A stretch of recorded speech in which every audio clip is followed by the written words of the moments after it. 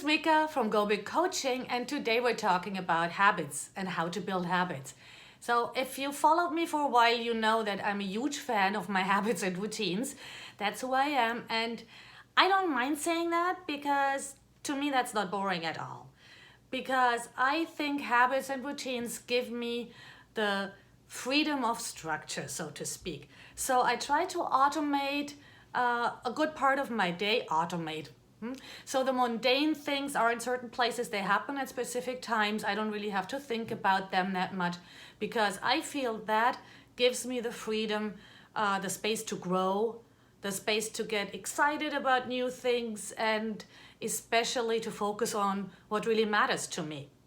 That's why for me, habits are really more important than goals, that's for sure.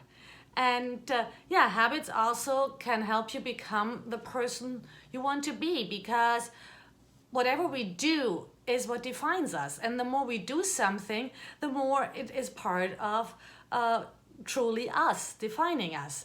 So one of the things I learned early on in my coaching training, that was a sentence that stuck with me. If you cannot make space for it in your week, it doesn't have space in your life. And I thought first like, wow, this is in my week. I mean, seriously. But then I came to think about it. Yes, it's a decision. It's a decision. So first of all, I have to ask myself, is that thing really important to me?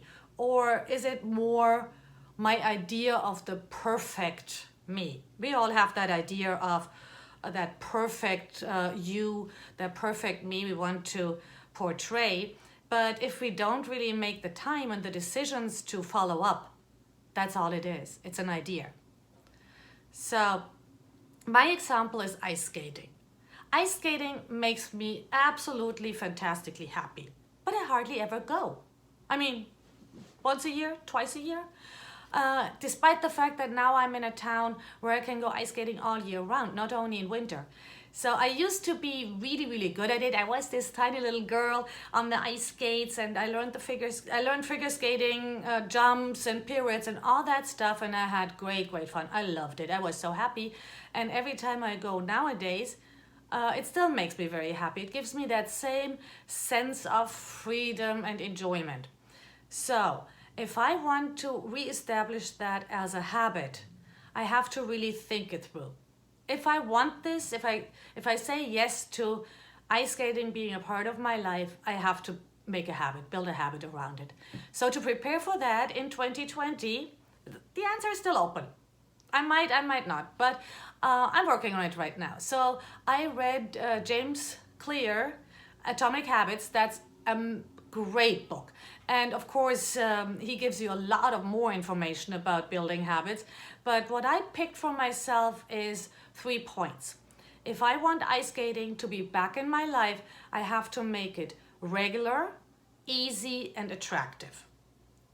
So regular for me means I probably need a class. Easy, it would be best if it were a Friday class, because that's the day I am most flexible. So that is really a day where I would be hard pressed to come up with an excuse why I couldn't go. And also easy, another thing that would make it easy is get my own pairs of skates, which I've already done. So that is the starting point. Set a date with myself when I would go ice skating. I have my skates. I set it for a day that works for me. And attractive, I can, for instance, I personally love working with personal trainers. That is like the big luxury for me. So I can tell myself, hey, if you make it through a regular group class, or if you go X times in the next couple of weeks, then you can book yourself private trainer classes and can relearn some of the figure skating fancy stuff you used to do. So that makes it attractive for me. That's how I am planning to work on that, and then figure out, is it still that important for me, or is it just an idea from my past that factors in my idea of perfect Mika, which actually doesn't have to do with my life. So that's where I am right now in my habit building endeavor.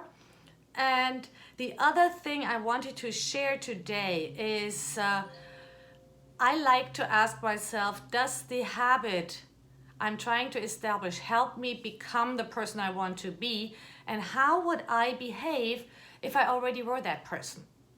How do people behave who already have this thing down? And that's an approach I applied when I quit smoking. So I did not want to be that pathetic ex-smoker person. That ex-smoker always for me felt like, okay, cravings, suffering. I didn't want that. So I decided what I want to be is a non-smoker. And that's how I progressed. I looked at non-smokers and I'm like, oh yeah, I mean, they don't go outside, especially not when it rains, but they don't step up to the curb with their friends. They don't stand on the curb. They don't sit on a curb. They just stay where they are. Or they don't have to go out in the middle of the night, get dressed again. And so I looked at non-smokers. I spent more time around non-smokers too, and decided every time the craving came over me after I quit, it was like, no, I've done that before. I can do that. It's just a craving. And I looked at my non-smoker model friends, role model, not models.